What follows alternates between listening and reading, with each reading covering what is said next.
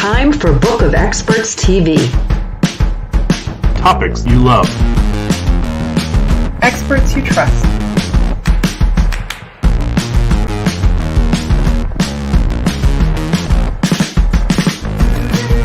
Friction-free referrals. Tried, tested, Trusted. This is Book of Experts, brought to you by salesman.me. Hey, welcome experts. So shout out to Kat Stancic. Kat is actually the co-author on the book that we have coming out, Experts Never Chase. And this video that I'm doing is actually, what is this? Number 4 this week. Number 4 in a series. Kat challenged me to, you know what, we've got this information in the book we've been working on. The book is basically written. We're just finishing up the last touches. It will be in hands in May. We have our Kickstarter going right now. But Kat said, she challenged me to get out there and answer some of the questions that we talk about in the book and get it out in front of more people. And so I've been doing these short little episodes, usually when we're interviewing other guests. I love playing the host role. Those tend to be, 30-minute, 60-minute sessions. These have been short, like 10-minute sessions. I think a couple went a little bit longer. But today I want to talk about connection requests. Or if you're a Facebook user, you think of it as a Facebook friend request. But the question that I often see from people is, so what is a good connection or friend request rate? Meaning if you ask 100 people do you reach out to 100 new people on Facebook, 100 new people on LinkedIn, or you cold email 100 people, what kind of connection rate should you be getting in those situations? And I think the answer that I'm going to share with you is different than what you're going to expect to hear. And I'll tell you why in a moment. But the first thing I want to point out is those are the 3 channels that other folks are really active on Instagram. I know Clubhouse is super hot right now. A lot of people are putting a lot of time and effort there, investing their time and getting a lot of clients, and that's great. I'm going to focus on these 3 primary channels. They also happen to be the 3 channels that I prefer. They're where I've spent the most time cultivating my audience. My favorite tool that I've been talking about lately, interestingly, is built for these 3 main channels as well. So it's not just me. There are other folks that have really said these are primary channels for them. So I'm not discounting that you may be having conversations and connecting with folks on TikTok or anywhere else YouTube, where you might be cultivating subscribers. But these are the 3 that I tend to focus on. So here's what I know. I'm going to talk about LinkedIn first on the connection rate. So several years ago, when we were testing with automation, we saw with the audit, this was on LinkedIn with the automated platforms. These were some of the platforms that would allow you to deliver messages to dozens of people in a single day with a program, with an automated message that would insert first name here, insert personalization there. By the way, we're not doing this, and that's not the topic of today's conversation. But there's a number of reasons why we moved away from that model, and I do not recommend it. I actually recommend just the opposite, that you not use automation on your platforms, and there's a reason why. And I came from a marketing automation background. I've done a lot. I've built bots on Facebook and done a bunch of things, but on LinkedIn in particular, it's a really poor user experience for the person that's receiving on the other end. So, but with that said, what I know, because we were tracking our numbers and we were seeing this in mass, is that you could expect, if you had a really good program running for you at the time, you could get 40 to 50% connection rates with that model. And then over time, we saw that start to drop, and it went down into the 30s and eventually into the 20s. And so anytime that you're seeing messages come through, and you probably experienced this yourself, it could be on Facebook, it could be on LinkedIn, and is even lower if it's an email from someone you've never met before, what they call cold email. You're going to see maybe 2 people out of 10 that will actually engage with you at that level.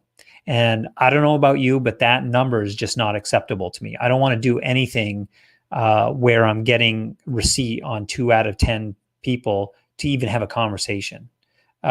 Now, some people say, well, that's great. They look at the numbers, 1,000 people in the top of the funnel. I'm going to get 3 clients out the bottom. This is worth it to me. 3 clients, I'll do whatever it takes to get those 3 clients. That is a trade that I'm not personally willing to make, because the 997 other people that I ruined my reputation with, and who got pissed off because they had a terrible first impression of me, for 3 clients, I'm not willing to play that game. Maybe that's just me, and I know a lot of folks are. But what can you expect, or what could you see with these connection requests, friend requests, or reaching out to people cold? Well, what I'm going to share with you today is a strategy that we use. We call it getting on the radar. And when you use this strategy before actually doing your outreach, you can see 80 to 90% connection rates. And some people are like, no way, that's not going to happen. 8 or 9 out of 10 people are actually saying yes, accepting the connection request, friend request, whatever it is that you're trying to do to start the conversations. That is what I'm used to seeing now, and I'm going to tell you how we're doing it and why. This getting on the radar strategy is all about showing up, which means your name, sometimes your avatar image, but basically showing up in their world several different times, usually in the form of notifications. One of the most popular or easiest ways to do this is to do this with the notifications that a lot of these different platforms will actually send on your behalf. So one of the easiest ways of doing this, I'll give you a couple examples of what I like and what I don't like, but one of the easiest ways of doing this that you will be familiar with, because I'm sure you're already doing this, is liking and commenting the content of other people, and specifically getting to know them, finding stuff that you genuinely like and can comment about before you ever ask for that connection request or that friend request. A lot of people are doing it just the other way around. They're trying to connect as friends, then they want to get into the content. I'm doing, or in what we teach in our programs, is getting on the radar strategy of, getting to know people. Like, are you sure that they're actually people that should be your clients? How do you know? I want to get to know you first before I make that decision, right? So liking, commenting would be 2 examples. On LinkedIn, and actually you can do this through pages on Facebook. You can follow people. So when you follow someone on LinkedIn, they're going to receive a notification. And basically what you're saying with that step is, hey, I see you, I see the content, I find you interesting, and I want you in my newsfeed. A follow is a way of saying, I want this person's stuff in my newsfeed. I want to pay attention to you. So when you click that follow button, you are a notification will shoot out to the other person. Now, if they're super busy and they're getting lots of these, or they may not see every one, and that's why we want to show up several times in several different ways, showing a genuine interest in a person. When it's a prospect that you're keenly interested in, like you've already seen that indication, you're following their content and stuff, there are deeper levels of what you can do to get on their radar. You could leave a review on iTunes on their podcast. You could leave a review if they've written a book. You could do the same thing on Amazon. I'm not a big fan of the leave a recommendation for people on LinkedIn when you don't really know them, because I've gotten some of those and I'm kind of like, this person, how can they even recommend or review me? But it's different when they're reviewing your podcast or your book or something like that, because they can genuinely be a fan of that. You can subscribe to people's newsletters. This is something, now I do this a lot. I get a lot of newsletters into my inbox. I'm willing to do that, but it's a great way to sort of follow someone that looks really interesting and get to know them better. What's the quality of their work, and get to know them over time. And here's a little hack that a lot of people don't know. You can hit reply to those newsletters. And I do this quite often, and I actually chat with folks in email in response to newsletters, because very few people are doing this. Most people see the newsletter as a broadcast game. One message goes out to many people, and it's not a conversation. But it's some of the most interesting conversations that I've gotten into have actually been with really smart people who are sending out they're putting a lot of work into what they share in the form of their newsletter. And I hit reply, and I don't know how many replies they're getting, but I end up having an exchange with them in response to something that they've shared in the newsletter. It's really effective. The last thing I want to share, though, is that here's one big mistake. And you know what? I bet some of you are actually doing this. And I'm not going to call out anybody by name right now because that's just not what I do. I don't think, I've made a lot of mistakes myself. I told you before I was using automation. I'm dead set against using that on LinkedIn now. Don't recommend it. So my intention is not to embarrass anybody or make them feel bad about what they're doing. I do want to call your attention to this, though. There are some of you out there right now who your mindset is, I'm going to create a system, and that system could be automation. It could be another person.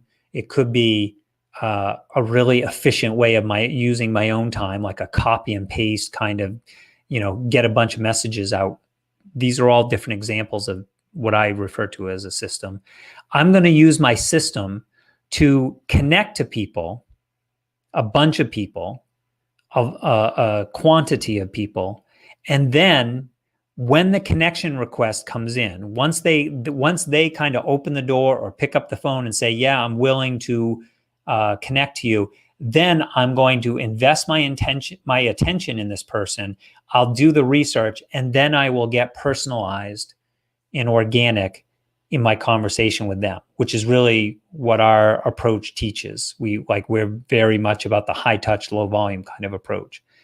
This is a mistake because you've done a couple things if you do what I just described.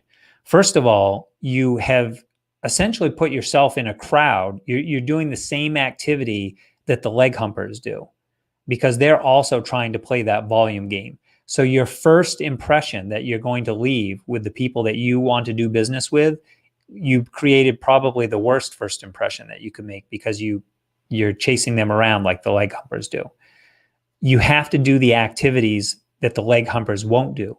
And that means showing up, showing interest, finding what's awesome about these other people before the connection request ever happens, and building a real relationship. One of the rules in our program, we actually tell people when you send messages to people, particularly if it's the first message they're going to see from you, you want to be so personalized that there's 100% certainty in their mind that this message was for them alone, and could not have been sent to any other person.